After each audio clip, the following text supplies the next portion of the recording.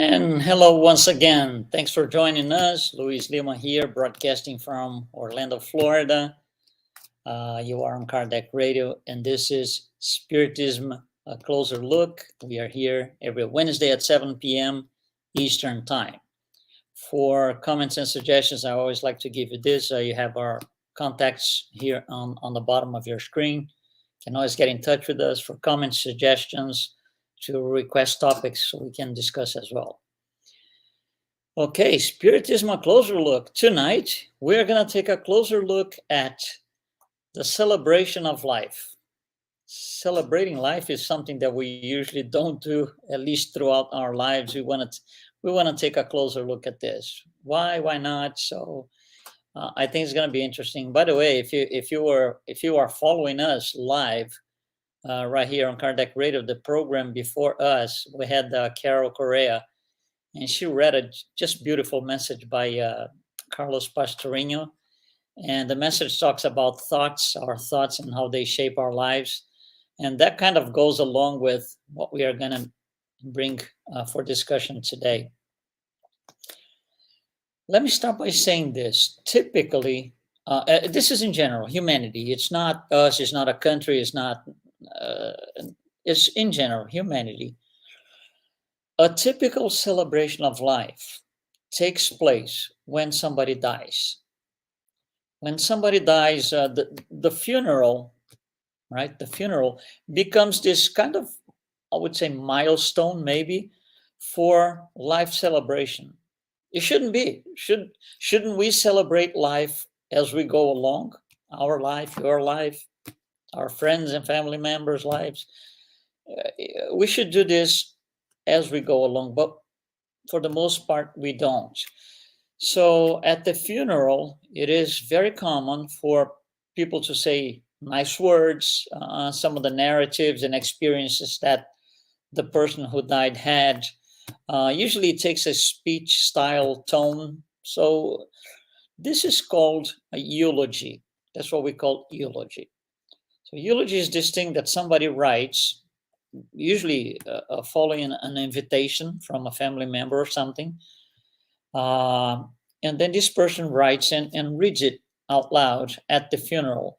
It wasn't any different for Allan Kardec himself when he died.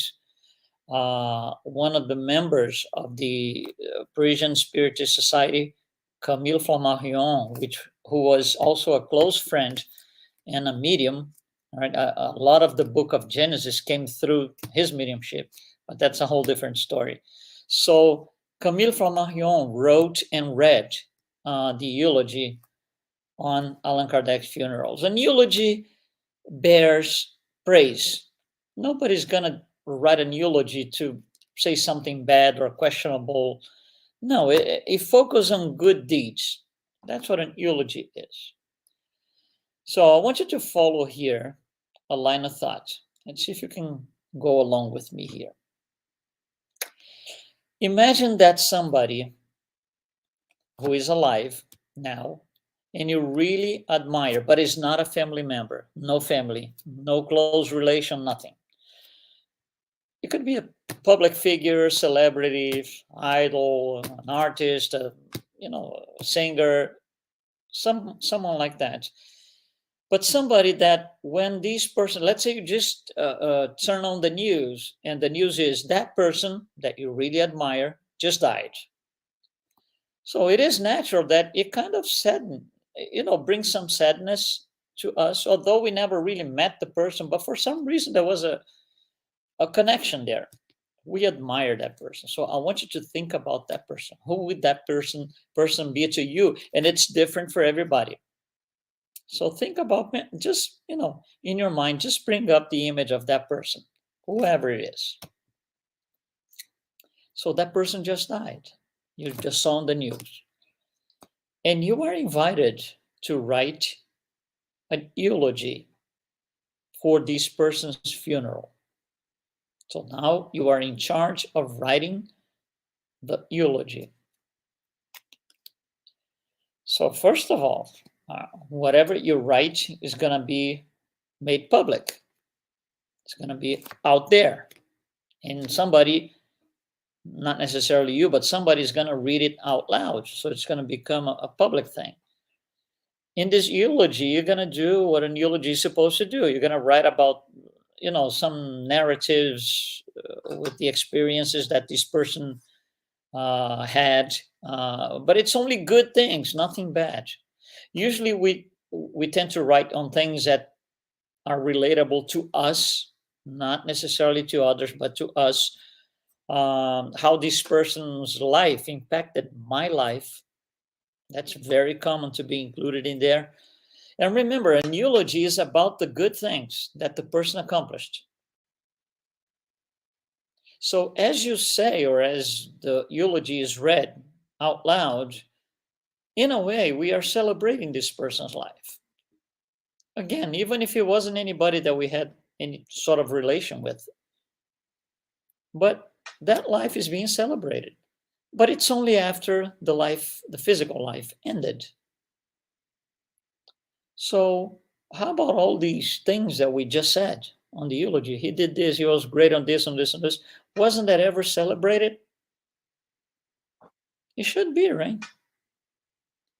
Okay, so let's go to one layer up from here. So first we spoke about a person that we have no relation with, but we just admire. Now we're going to move on to something different. Your romantic partner. If you don't have a romantic partner, whoever would replace this romantic partner, because it's so important to you, it's so much a greater part of you, that for our line of thought here is going to be your romantic partner. So let's just say that you're at work or somewhere, not with your partner, and you get a call and they're gone.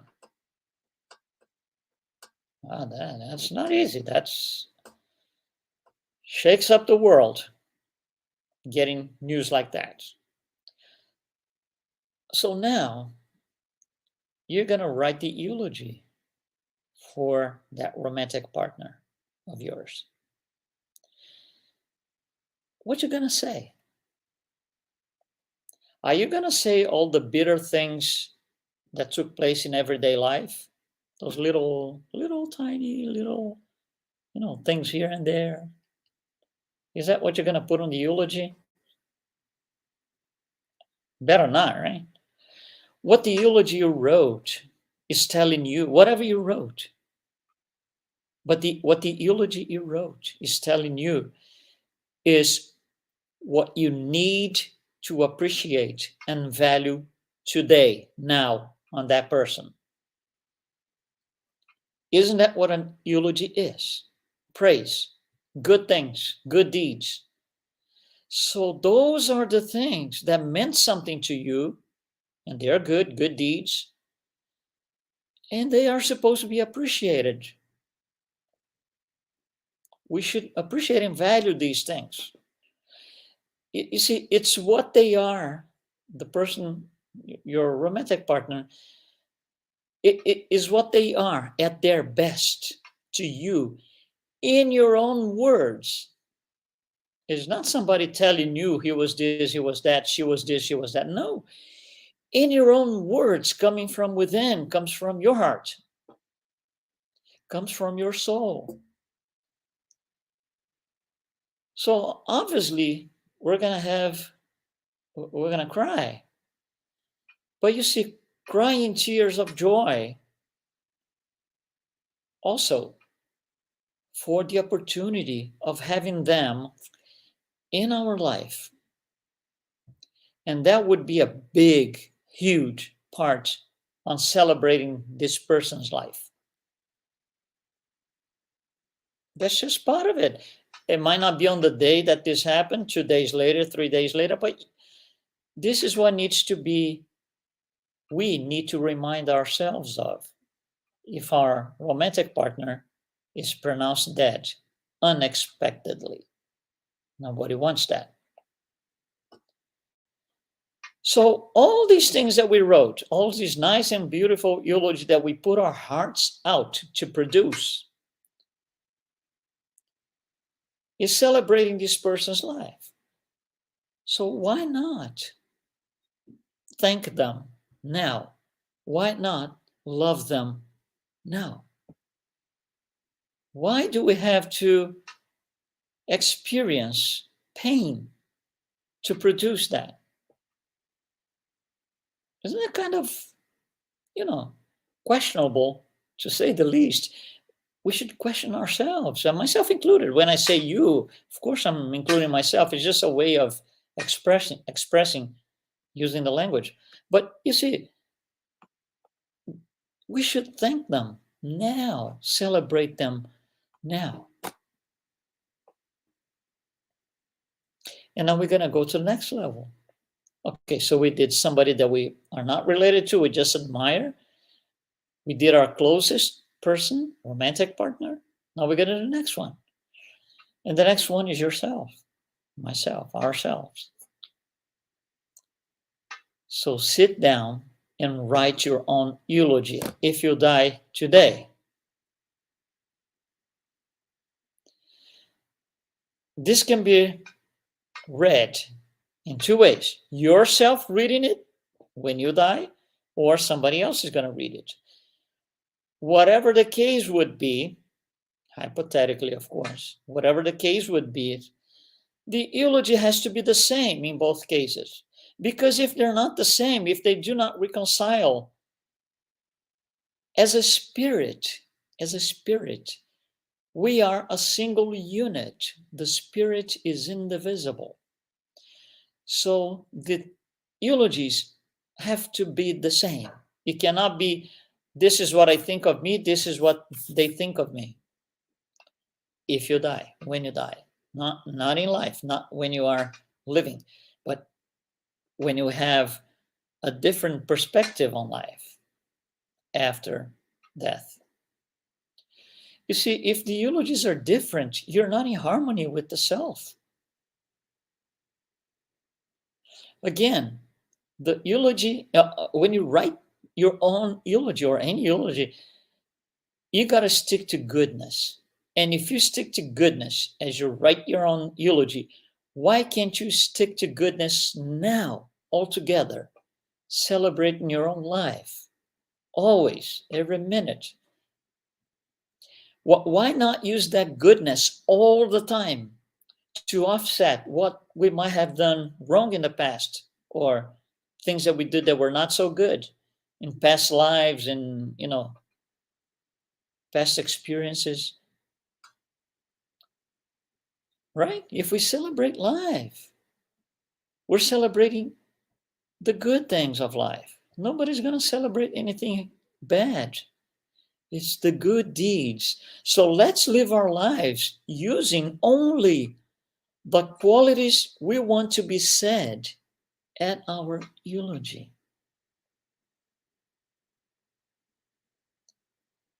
That's interesting. Think about this. That means we should live our lives being kind, much more than aggressive, being loving, much more than resentful, and on and on and on and on. Spiritism teaches us how to think differently. It gives us a completely different angle of looking at life, to the point that things become sometimes hard to understand. But once you grasp the meaning, then yes, it's easy to understand. For example, we are going to be meek only after being aggressive. We are going to be patient only after being impatient. We are going to be forgiven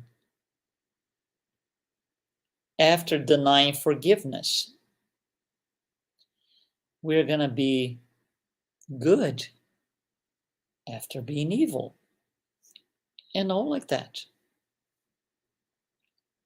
So all these bad things, being evil, impatient, aggressive, all these things that we mentioned here, and that's the important thing, they shape the way towards a better life. They shape our way towards a better life. Think about this. Here's an image. Put this image or create this image in your head. A highway. Okay, so here's a highway straight through, just like that. It goes straight, no curves. You can barely see the end. You cannot see the end. Very straight. However, this highway has guardrails on both sides. What are these guardrails doing in there? They are shaping the way. So if you tend to go off track, you're going to hit the guardrail and come back into the main road. And if you hit the other side, you're going to come back, and they shape the way towards our path, on our path towards happiness and perfection. So the guardrails are necessary, and we collide with them all the time. So the challenging moments that we have with our romantic partners or partners, these are collision points where I collided with a guardrail and now I'm going to be coming back. They will make me go back to the default course. Do we need guardrails? Oh, yeah. Absolutely. Without them, we go off track. They are, we can put in quotes, the necessary evil. They shape the way for us. They are not bad. They are not there to harm us. They are there for a reason, because without them, it would be a disaster. So every smash against the guardrails should be celebrated in that sense. What does it mean in practical words?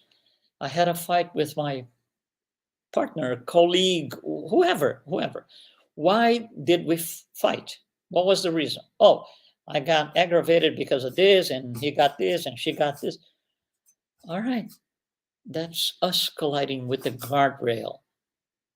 Let's make the best experience out of it. Like Spirit Lacordaire says, let's suffer well and quick. So we don't have to hit the guardrail, collide with it again and again and again for the same reason. You see, the problem is how we see that collision. We might see that collision as something bad, I'm being punished, everything is wrong. Or we might be more spiritist and come up with, okay, that's not my Himalaya, that's not my Everest. That's only a stepping stone that shapes my way towards a better person. So, you see, when you write your own eulogy, think about you lighting up the room, every room that you always walk into, every place you go. You light up people, you light up the environment. People are happy to see you where you go, where you are. People celebrate your life because you are celebrating your life, and it's contagious. It's not that you're right there because you were called in there because they are going to celebrate your life. No, it's the other way around. Because you celebrate your life, it becomes contagious. So we walk into a room, a party, or a place, people just light up. So, in what way do we want to be loved? How do we want to be loved? So, when somebody writes our eulogy, do you want just a couple of words because there's nothing else? It's empty?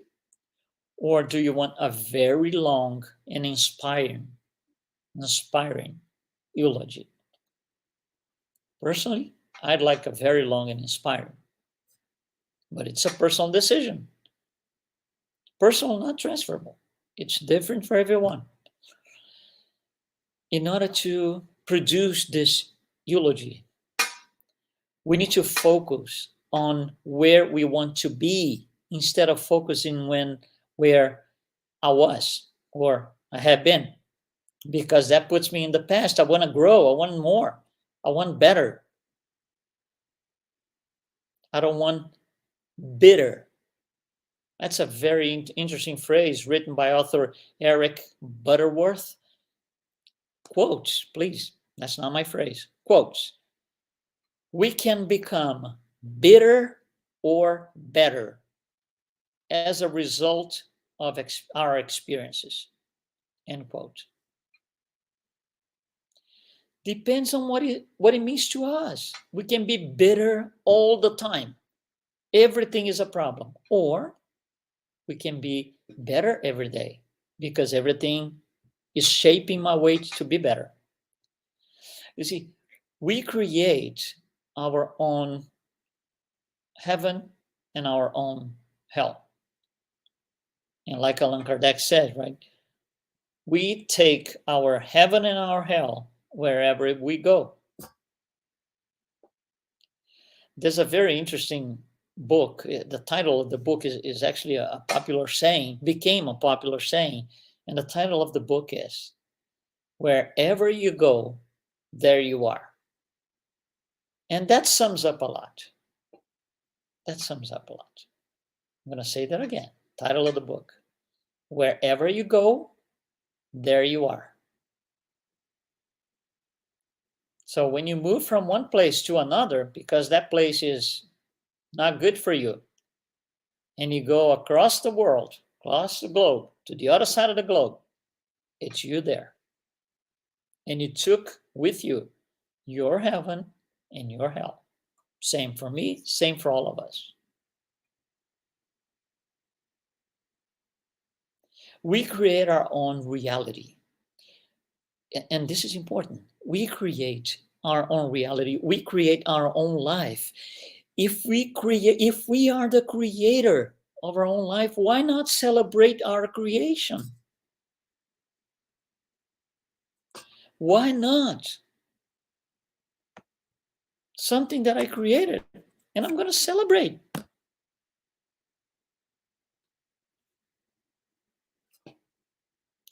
So our thoughts are the driving force behind all of our actions. And if we have negative thoughts or negative views on life, that's going to complicate everything. So we should just crowd out these negative thoughts altogether. Happiness and unhappiness are not facts. I'm going to say that again. Happiness and unhappiness, they are not facts. They depend on perception. They depend on perception. How we perceive what we created. So we could say that life is the context that we create to live the experiences that will allow us to become a better version of ourselves. Life is the context. We create that context. When do we create this? Before incarnating. Before incarnating, we create the context for our next life. That's this one. We created this. We created the context that we are in. What was the reason that we created that? Because we need to live through the experience that will allow us to be better versions of ourselves. So if I created all of this, why not celebrate? And I would say more. If I created all of this, why not create a content for an epic eulogy? Can you imagine when you go, me, all of us, at the funeral. Long, beautiful, inspiring, moving eulogy, because we've done so much, we've accomplished so much. We were, the number of good deeds that we had is so many, so much of it we did. Wouldn't that be nice? You would. So why wait for the last day? Let's just reward ourselves by celebrating our life. When we celebrate our life, now, not when we die, when we celebrate our life every day, now, others around us can benefit from it because they are watching us. That's what I call light up the room. When you walk in, as you go along, as you go, you light up everything. That was what Jesus did. He was walking with people, would gather. He never called, hey, you come here, you come here, you come here, join me here. I need people around me. He never did that. It was a natural thing that people were, driven towards him. So let's reward ourselves by celebrating our life, celebrating the life of our loved ones, our romantic partner, the one that's with us every day, and just being part of it. We are part of them as much as they are part of us. Again, others benefit from it when I do it. So that's the idea behind celebrating our lives, or celebrating the life. Thank you so much for being with us once again. We're going to be here next week, Wednesday, 7 p.m. Eastern Time. I'll see you then. Be well.